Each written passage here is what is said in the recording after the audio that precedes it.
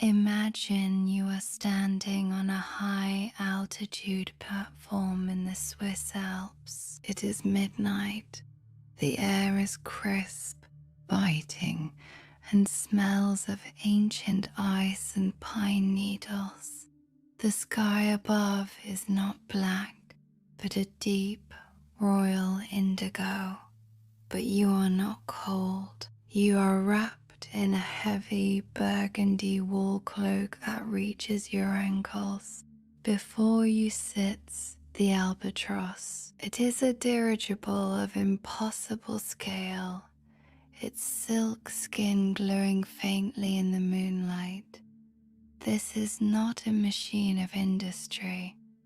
It is a masterpiece of the Gilded Age. The gondola beneath the balloon is made of dark, polished mahogany, accented with heavy gold leaf. You walk across the gangplank.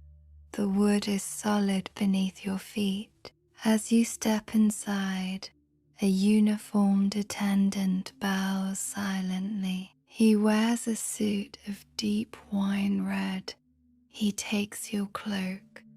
The air inside the ship is warm, perfectly controlled. It smells of beeswax, vanilla, and the faint, sweet scent of aging paper from the library ahead. The door behind you closes with a muffled vacuum-like seal. The silence is immediate. It is a heavy, luxurious silence. Then you feel it. A subtle, rhythmic vibration begins beneath your feet.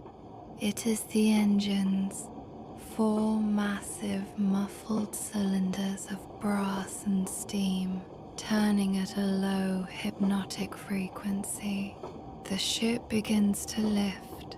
You look out the porthole and watch the mountain peaks shrink away. The world of noise, of schedules, and of stress is falling away. You are ascending. You are becoming weightless.